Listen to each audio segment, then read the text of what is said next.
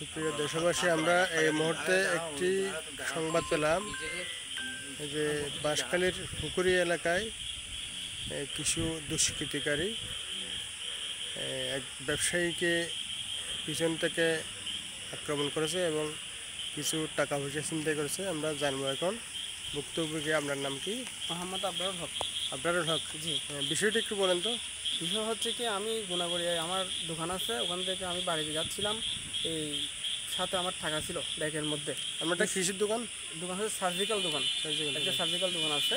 তো দুষ্কৃতিকারীরা এগুলো খেয়াল করছে আমাদের টাকা আছে, তো আমাকে ফলো আপ করে ঠিক আমার বাড়ির সামনে ঘাড়ায় ওরা নেমে আমাকে একজন পিছন থেকে ধরছে, আরেকজনের হাত মোহাম্মদ ফুরকান আমার গলায় চিপে ধরছে। গলায় চিপে ধরে সগির হাফেজ সগির আমার থেকে ঠেকের 5 লাখ টাকার ব্যাগটা খাইরে নিয়ে চলে গেছে। এবং সামনে উসমান আমাকে লোহা দিয়ে বাড়ি মারছে হাতে এবং এই মাথায়। এগুলো কি আপনি আইন শৃঙ্খলা বাহিনীকে জানিয়েছেন? আমি ওখান থেকে ফালিয়ে বাসায় গেছি, বাসায় গিয়ে তালাবদ্ধভাবে ছিলাম এবং আইন শৃঙ্খলা বাহিনী গিয়ে আমাকে কী করছে, উদ্ধার করে নিয়ে আসছে রামদের ষাট বিট থেকে ওসি শরীফুল ইসলাম গেছে, আরও এসআই শরীফ এবং ওদের আরও কনস্টেবলরা ছিল। ওরা গিয়ে আমাকে উদ্ধার করে অ্যাম্বুলেন্স করে নিয়ে আসছে, স্বাস্থ্য কমপ্লেক্সে নিয়ে আসছে, বাঁশখালী স্বাস্থ্য কমপ্লেক্সে। ওখানে আপনার সাথে আর কেউ ছিল না? আমার সাথে কেউ ছিল না, আমি একাই ছিলাম।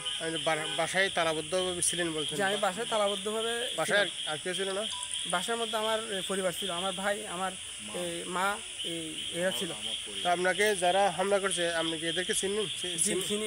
এরা হচ্ছে আমাদের এলাকার একজন হচ্ছে আওয়ামী লীগের একজন দূষর হাফেজ সগির, এবং হচ্ছে ওর জিয়ের জামাই মোহাম্মদ উসমান, এবং ওর ভাই মোহাম্মদ ফুরকান মেয়ের জামাই। ওদের সাথে কি আপনার সাথে কোনো পূর্ব শত্রুতা ছিল?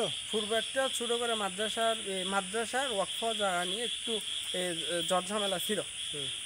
এটার জের ধরে আমার থেকে 5 লাখ টাকা, আমার 2টা মোবাইল, মানি ব্যাগে আমার প্রচুর টাকা ছিল, এগুলো ওরা হাতিয়ে নিয়ে চলে গেছে।